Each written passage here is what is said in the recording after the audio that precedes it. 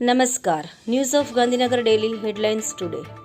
ઉત્તરાખંડના પૌડીમાં બસ 100 મીટર ઊંડી ખીણમાં ખાબકી, 5 લોકોના મોત, 15થી વધુ ઘાયલ. હું ચૂંટણી લડતો હોત તો ટ્રમ્પને હરાવી દીધા હોત, બાઇડેનનો દાવો. પતિ સાથે રહેવાની ના પાડનારી પત્ની પણ ભરણપોષણ મેળવવા માટે હકદાર, સુપ્રીમ. ગુજરાત સરકાર કરુણા અભિયાન 2025 તારીખ 10 થી 20 જાન્યુઆરી 2025. બાંગ્લાદેશી ઘૂસણખોરોને નકલી ભારતીય પાસપોર્ટના આધારે વિદેશ મોકલવાનું કૌભાંડ, મોટું રેકેટ ખુલશે. તંત્રી લેખ: નોન લિસ્ટેડ કંપનીઓની ફિક્સ્ડ એસેટ્સમાં લિસ્ટેડ કંપનીઓ કરતાં ઝડપી વધારો. રાજુએ આંખનું કાજળ ગાલે ઘસ્યું. જાણવા જેવું, વાંચવા જેવો લેખ. બાંગ્લાદેશમાં હિન્દુઓ પર અત્યાચારની ઘટનાઓ સાંપ્રદાયિક નહીં રાજકીય હતી: યુનુસ સરકાર. મહુવાના કુબેરબાગમાં આડેધડ પાર્કિંગની સમસ્યાથી વાહન ચાલકો ગળે આવી ગયા. જામનગરમાં વિદેશી દારૂ ઝડપાયો, બુટલેગરે કારના ચોરખાનામાં જથ્થો સંતાડ્યો. ગાંધીધામમાં યુવાનને ઓનલાઈન વેપારમાં નફાની લાલચ આપી 22.68 લાખની ઠગાઈ. હું ચૂંટણી લડતો હોત તો ટ્રમ્પને હરાવી દીધા હોત, બાઇડેનનો દાવો.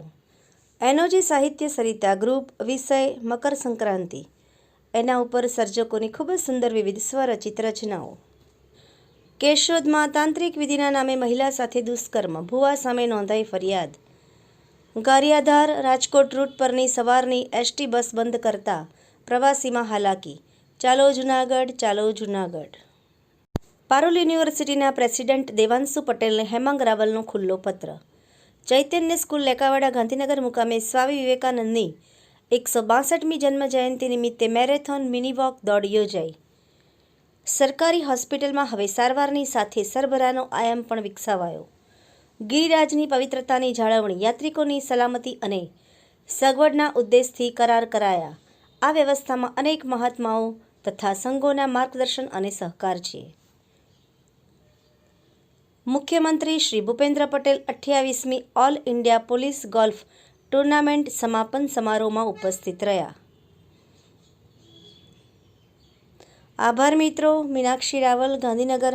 News of Gandhinagar Dainik Janfariyad news.